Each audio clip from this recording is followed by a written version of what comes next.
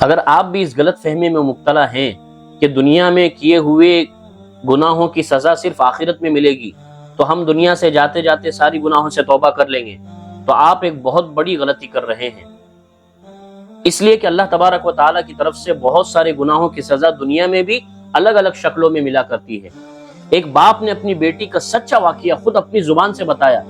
کہ میری بیٹی بچپن سے بہت کیوٹ اور خوبصورت لگتی تھی اور بہت سارے لوگ اسے لاڑ پیار کرنے اس کے ساتھ کھیلنے کے لیے آیا کرتے تھے۔ جیسے جیسے اس کی شادی کی عمر ہوتی چلی گئی تو رشتوں کی لائن بھی لگ گئی، کسی بڑے پروفیسر کا رشتہ، کسی امیر گھرانے کا، کسی بزنس مین، کسی ڈاکٹر کے لڑکے کا رشتہ آیا، اور وہ ہر رشتے کو کچھ نہ کچھ کمنٹ کر کے ٹکرا دیا کرتی تھی کہ یہ بھکاری جیسا لگ رہا ہے، یہ تو ریڈی والا جیسا لگ رہا ہے، اور یہ چمار جیسا لگ رہا ہے۔ عجیب عجیب کمنٹ کیا کرتی تھی جو اس کے باپ کو بہت برے لگے کرتے تھے، اور اس کا باپ اکثر اسے سمجھا دیا کرتا تھا کہ سب اللہ کی مخلوق ہے، سب کو اللہ نے بنایا ہے، تمہیں نہیں پسند تو تم صاف سے الفاظ میں منع کر دیا کرو۔ لیکن اندر سے ماں باپ پریشان بھی تھے کہ سارے رشتے ٹکرا رہی ہے اور عمر بھی بڑھتی جا رہی ہے، کیسے ہوگا؟ لاسٹ میں اس کی عمر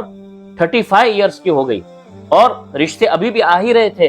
اچانک سے ایسا ہوا کہ وہ ڈاکٹر تھی، کسی پیشنٹ کا علاج کر رہی تھی، اور اچانک میں اسے کسی طریقے کی بیماری لگ گئی،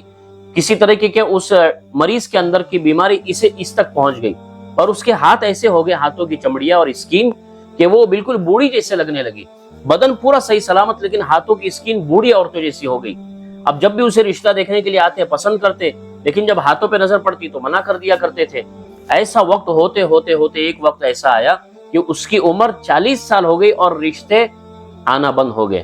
بعد میں اس نے اپنے باپ سے ریکویسٹ کی، پیر پکڑ پکڑ کے معافی مانگی، اور یہ کہنے لگی کہ ابا جان اگر ہو سکے تو کسی رکشہ والے سے ہی، ہو سکے تو کسی ریڑی والے سے، کسی دکان والے سے میری شادی کرا دیں، میں اس زندگی سے عاجز اور تنگ آ چکی ہوں، لوگ مجھے ہنس ہنس کر جا رہے ہیں۔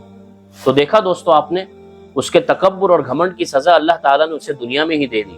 اس لیے کبھی بھی اللہ تعالیٰ کی کسی مخلوق کے اندر عیب نہیں نکالنا، اور کبھی بھی یہ نہیں سمجھنا کہ گناہوں کی سزا صرف آخرت کے لیے ہے۔ دنیا میں بھی بہت ساری گناہوں کی سزا مل جاتی ہے، اس لیے جب بھی گناہ ہو جائے فوراً اللہ تعالیٰ کی طرف رجوع کرنا اور توبہ کرنا۔